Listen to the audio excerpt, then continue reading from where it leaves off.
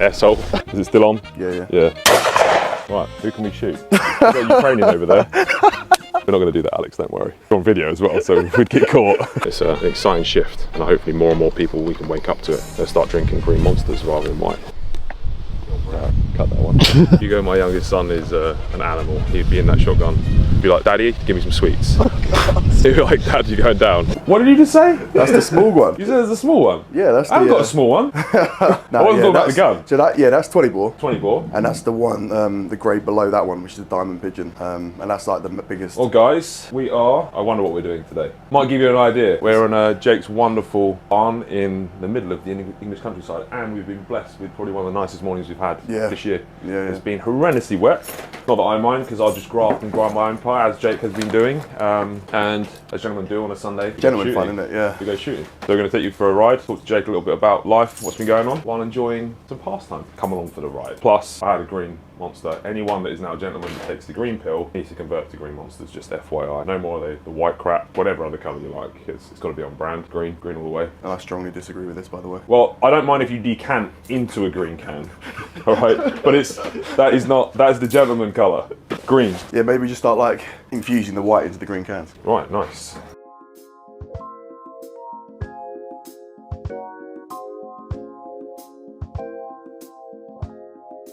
So this was the courtyard we used to do walking lunges in, literally in the pissing down rain, because when we first started it was mainly wet the whole time. I mean, it was a little bit sunny. I've got videos of you doing it, and I'll find them. If it's a nice day, like we'd have the luxury of it being sunny, we might open these up. But, well, this is pretty good now, to be fair. When we were in here, we didn't have this all, you didn't have this all closed off. No. This all up here was all open, so just the air just used to blow in. It wasn't even painted. It wasn't painted either. This was, this was it. We spent literally months in here. Months and months. And well, you wouldn't be able to warm up because it was so cold, we obviously had no ceiling. The warm-up process was so tedious, and because of course you've been doing months of free weight exercises, the joints were just like becoming sore. Honestly, there was one period where we had a grid on that window as well, like a metal grid. Yeah. It wasn't a blind like that. No. And then we had this window open, and there was just snow blowing through here. I remember you had a video of me bench pressing, and there was just snow blowing through that window. And like when you get in there, your hand just sticks to the bar. We had that little heater. Still in there? There's one there. Oh, we had that little like white one, and then you'd come out about 2 hours before the gym session, have it on. It did nothing. It did absolutely. We had to do is like kind of aim it at each other when we were training. The point being is, it's the mindset of someone like Jake and myself that were able to do that has enabled us to now weather any storm that comes. And now Jake is successful, he's working with me, he's living a great life, you're a respectful guy, you're great with your parents, you've got a good relationship, and every single one of the pillars he's been worked on, and he's grown as a real gentleman, and he's living proof that you can actually play the game differently. It isn't just about listening to all those people out there that are telling you that there's only one way of doing things. I'm telling you can do it that way, but there is an alternative. And that's the brilliant thing about life, is that there are so many ways of doing things, and if you don't necessarily agree with certain ways of creating wealth and financial support for your family, which you 100% should become an extremely wealthy, self-sufficient man that can then provide for his loved ones, provide for himself, and provide for others out there. Because the gentleman, we give value first, and then we feed ourselves after. But we want to make sure we feed ourselves very well. And that's the green pill, that's the alternative. And you can have that too. And that's why we have the Wise Gentleman. The link is always in the description of these videos. You can always join, it doesn't cost a fortune. And the whole point is we're trying to build a new wave of men, a new modern gentleman that believes that you can do things differently. Like I said, that you can be proud of as yourself. You can go to sleep well at night, knowing that you're doing everything in your power to improve yourself and others, not treading on them. Because don't forget, the people that you tread on the way up are waiting for you on the way down.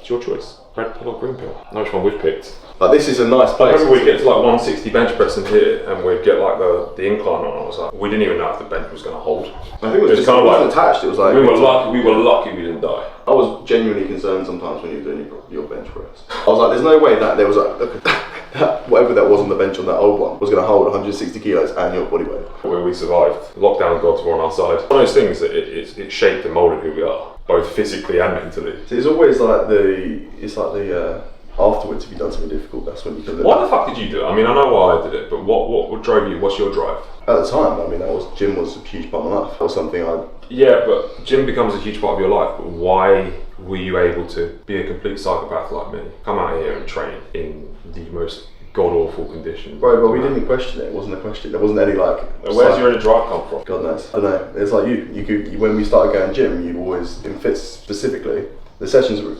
like we used to like do were pretty weird. Like you'd look at them from the outside and be like, okay, that's a bit too much. But there's like that almost like the sense of sadistic thing to it, where it's like rewarding, and being able to do something that's difficult every day is. For me, it's the training ground for life. That's why we did the mindset leg session the other day, because when you're able to put yourself under certain situations that are completely irrational, that are completely savage by choice, and you're able to put yourself through that, that's it. Then you're able, effectively, it's the gym for life, and that's going to fortify you against anything that's out there. And you're going to be confident going out every single day, knowing that you can take on whatever life has to throw at you because you've been training for it. And that's what that was all about. For me.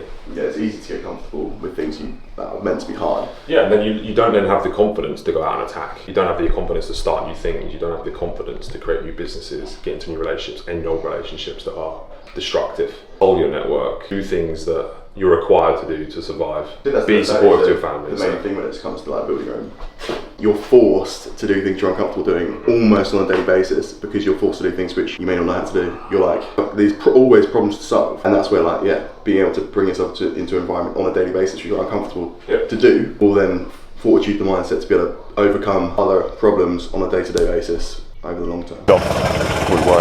He's off. It's a full steam operation at Park Farm today. Morning. I'm very well. How are you? Really get. So there's a couple of I'll options. sit in the back. You might have to sit in the back I want to with sit in the Alex. back. Yeah. All right. You're both going to be in the back. Yeah. Fuck it. It'll be way more fun. I'll hit you with that. How you doing? No, how are you doing? You look younger than ever. Or you can just jump on the wheel. Too thick. Just some athletic abilities of the camera, bro. Well, you look great. Getting in there. Easy. Easy money. Easy money. Huh? Oh, it's easy, bro. He says. Professional. Do you carry it? Do you want to hold these in there? Yeah, for the fucking Instagram. There's some like shit on the shoulder. Yeah. But dual wheeled as well. Dual wheeled. All right, you can sit down in the back. I won't. Yeah, and then I'll. Whenever you're comfy, I'll move. Man, my legs. You missed. Mate, you were lucky you missed that session. I was like, this is just a bad idea. Mate, you were lucky you missed that session. Dude, Matthew Ash, he was sick after the second set. You got it all on camera? Mate, I'm looking forward to seeing it. Mate, the YouTube is epic. I got really into it. Like, it was a bit. You would have enjoyed it, to be fair. Like, once you get going, once you got over the. It's like a non-stop though, isn't it? 'Cause it's like a fair few people. Yeah, and then I finished off on a drop set leg press to finish the session off. Yeah, he's setting the standard, man. People try and follow. Yeah, it was pretty just all savage, drop I'm not out. gonna lie. Yeah. My legs though today, I am suffering. Somebody banging his window. Alex is pointing out that I'm still wearing my watch, but I've gone for just a day date today. The Rolex. I'll always wear a watch, but I'll pick and choose the watch that I wear depending on the occasion. So obviously we're out and about moving around. I wanted to pick something that's a little more understated, obviously colour coordinated, and that's not going to get in my way while we're out in the countryside shooting guns. So watches are a great thing that you can manipulate and choose to, one, adjust your image and also be actually functional at the same time. The last thing you want is an AP or something getting in the way. I mean, what a wonderful, wonderful day. We're going down to the pond. Jake has a lot of land. We're obviously in the Defender. Honestly, these are one of the coolest cars. If you know, you know. It's that kind of car. And like I said, he's got an absolutely wonderful, wonderful plot of land here. Absolutely idyllic. There's nobody around. We can come out here, spend a bit of time together, let the weight of the world subside, focus on the good things in life, connect with nature a little bit, shoot some guns, do the man stuff, and just enjoy life, because that's important too. All the work we're doing, all the stress that we have. Jake's absolutely awesome guy. Like I said, he came to me when he was 17. Oh, that's wet. He came to me when he was 17 and offered to work for me for free. We trained together, and he started actually being the videographer for me to start with. And he's now working with me. We have an agency together, and life is very, very good. He's put the graft in for years, become a real gentleman actually. He's really progressed over the years. He's older than his years, very mature guy, and very caring. I won't tell him that to his face. I never tell anybody any nice things that I do really. My legs are killing me from that leg surgery we did the other day. I just had to squat up with these bad boys. I nearly didn't make it. I'm glad that wasn't on camera. But Got it. Oh god! Patella tendon's just been put through the maximum stress. I'm lucky to be alive right now. Well, this was my granddad's. He bought it new in 2004, and I was obviously blessed. What is it like? Explain to people what So it yeah, is. look, it's an old school Land Rover Defender, and they're discontinued now. Discontinued in 2015 or 16. You still see them quite a lot on the roads, but this originally, I sent a photo, was like a proper farm vehicle. Had the Ivor Williams like back. It was all green, and obviously I had the opportunity to have it at 17, which is ridiculous. But I've kind of over the time I've had it, I've just been able to personalise it to what I want, and really take it to. I mean, to be honest, I put the wheels and that on, and it's got it spray painted. And it's not been too much done other than that, to be honest. But it's definitely a different look. Honestly, this is like an old money car. I've been out with Jake in it, and like when you drive down the street, people with money like will wave at you with other defenders. You do have that club, yeah. Right, so it's a club. But the thing about this is, some of the wealthier people that I know and have met all drive these. And once again, it's not a flex. Old money is understated. It's a club whereby if you have money, they want other people with money to know they've got money, but they don't want people without money to know they've got money. And they're very clever at doing it. So there's certain brands and certain things, and Defender I'd say is probably the ultimate old money, English money, British car. Like, this is why these vehicles are ridiculously expensive now. Like, they're not supercar expensive, but they're going up in value. For what they are, yeah. For what they are, they're ridiculous. And Well, this for me is like true taste. If you have the understanding of how to manipulate that and alert to people that do actually have money, that you have money, you're then able to cultivate a network of people that, if you know, you know. That's a really powerful thing. Defender is definitely probably the most old money, or one of the most old money vehicles in England, without doubt. Yeah, you still see the old Series 1s on the road. They look like they're about to fall apart. But you still see them and like, that's cool. And you look at it, the guy behind that steering wheel, you're like, he's probably multi-trillionaire. And then pretty much, I take both my kids to private school, and the amount of people that come in Defenders is unreal. Like they'll jump out, got a couple of kids in there, they're spending what, 40, 50 grand a year on education. You know they're going to be bombing back to an absolutely ridiculous country estate, most likely. Do you think that the new Defenders have like, the new Defenders have tarnished the old, or do you Yes, think that? absolutely. The new Defenders are now new money, and what's happening, new money is trying to buy in because they don't understand that this is actually where it's at. So the new money will still be separate, and the old money will still buy these. There'll still be a divide, because new money doesn't understand it. They don't get it. They don't understand the fact that slapping a brand over something and having it all shiny and new isn't what it's actually all about. They think having the newest means the best. Having the most expensive means the best. That doesn't mean you have the most money in your bank account. That doesn't mean you have any taste. So I definitely think it's tarnished it for sure. But that's a business play from Jaguar Land Rover themselves to make sure that they actually keep their money going, because they can't keep selling cars that discontinue. When they could've That's a just private market. So that's a different thing entirely. But the people that are buying it, if you want to learn that market, you need to start understanding where those people hang out. And I always say this, if you want to start cultivating like a network of people that are that caliber, understand what they wear, how they respond, what clubs they go to, what cars they drive, what watches they wear, what clothes they wear. It's always much more understated than you'd realise. It's never actually Louis Vuitton or Gucci slapped all over them, like branded head to toe. They'll be wearing understated clothing. They'll be wearing and driving understated cars. And when you understand that club at a level, it's like a silent nod. And then all of a sudden, they will be much more open to speaking to you because you're in that club.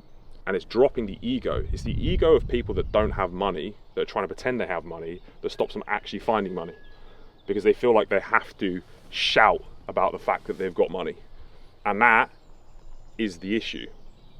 Real money isn't loud. It's silent, it's deep, it's hidden.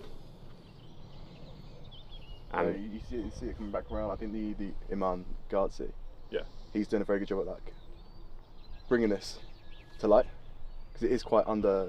That's exactly what I'm doing. So the Wise Gentleman is about that exactly. It's about understated class and understanding that it's not more is always better. Sleeping with 500 women versus sleeping with one Bugatti, like, is not necessarily advantageous.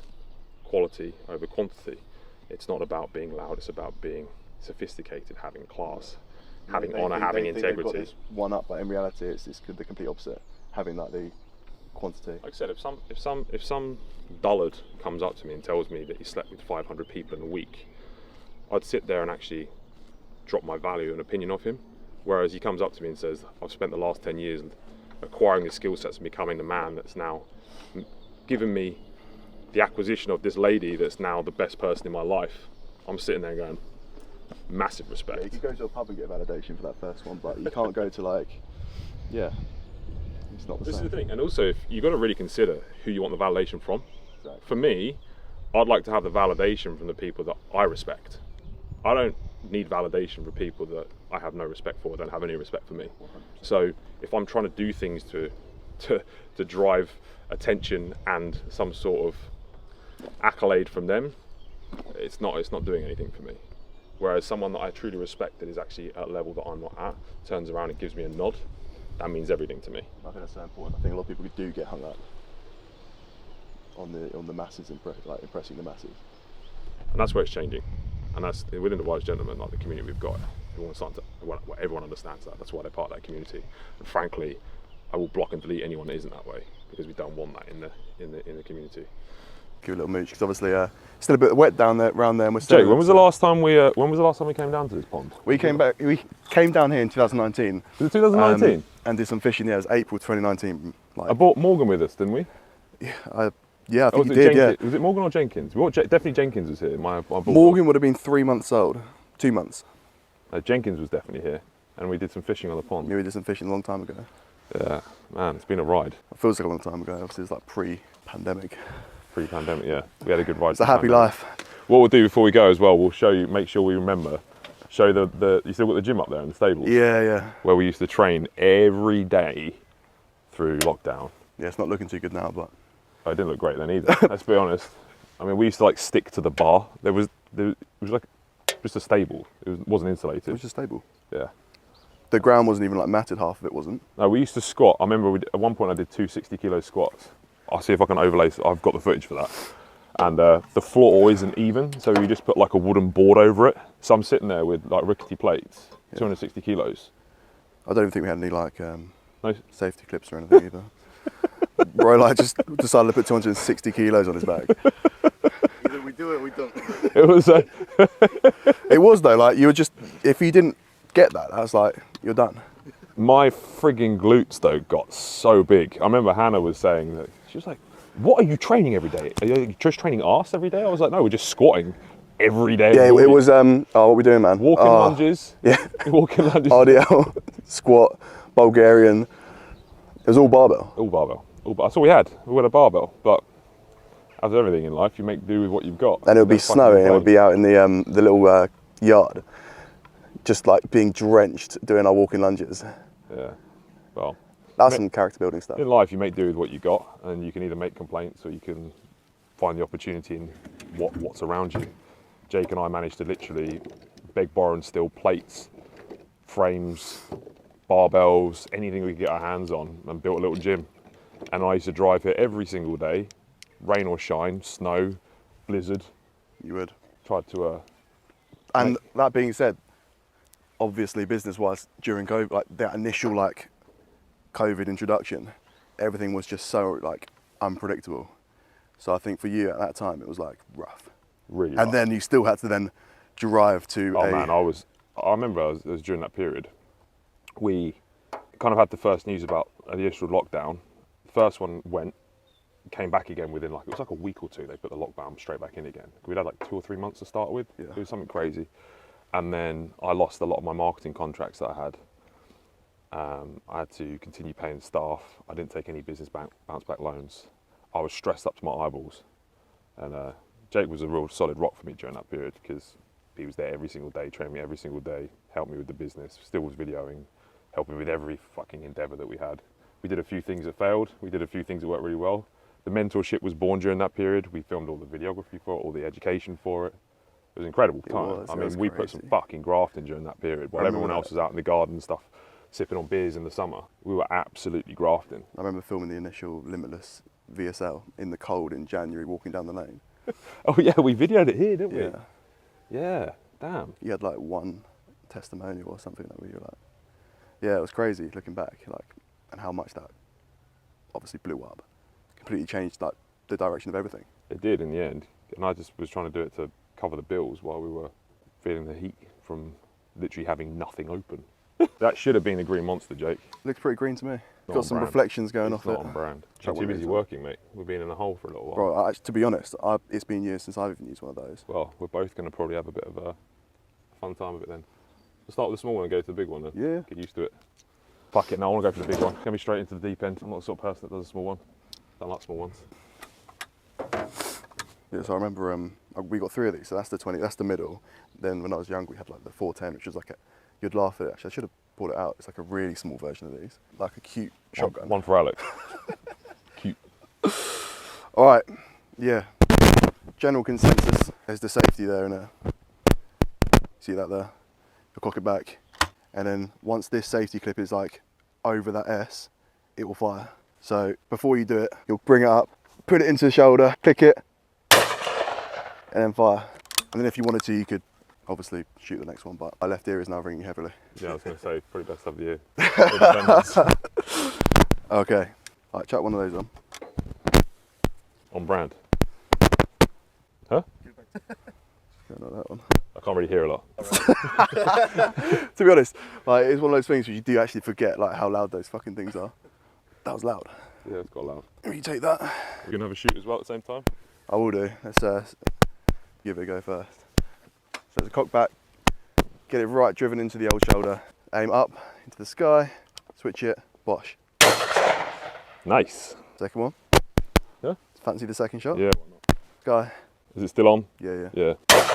Right, who can we shoot? We've got a Ukrainian over there. We're hunting Ukrainian. Oh, He had no idea. That's the only reason I bought him. I was like, let's lead him down to the field. There's one of those posh English guys there. What they do, there's hunts, don't they, for human hunts. Those weird films. They're not going to do that, Alex, don't worry. We're on video as well, so we'd get caught.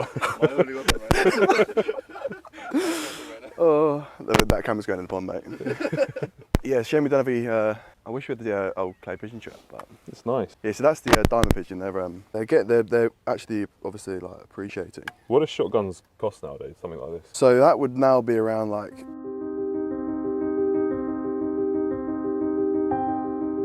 Now, you were open enough to actually develop the skill sets, have the foresight to think, well, actually, no, this is an industry that's going to grow. I'm going to put the time and effort into actually acquire those skills and hopefully one day have a future payoff from it.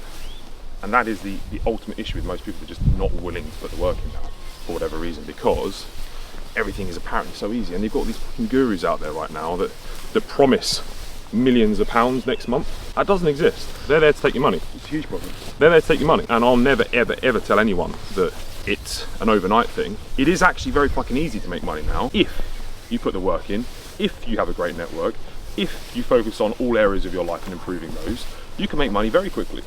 Very, very quickly. I help lots of people do it. But you have to show the fuck up and work.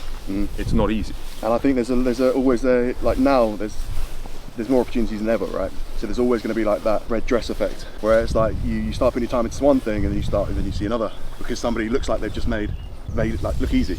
Like, oh, okay, like I'm gonna do this instead. So there's a lot of like pivoting, a lot of like people not quite knuckling down on one thing, where I think it is that simple. It's like everything to an extent, if you put the time and effort into it. Yeah, the issue is I think a lot of kids now, because they think it's easy, because social media's told them that it's so easy to make £1 million next week, they then don't stay consistent with the skill set that they're trying to acquire. It's like guys going to the gym, they spend 2 weeks on a fucking exercise rotation, and then they're like, oh, I'm not Ronnie Coleman yet, I'm going to change it. Motherfucker, it does take time and effort, but actually in reality, the amount of time it takes is minuscule. We're probably the first 2 generations, ours and our parents, that actually had the opportunities to jump wealth classes. Here's quick reload. Well, if you've got a bad guy coming after you, he's going to get out of his belt. You've got the slowest bird in the sky.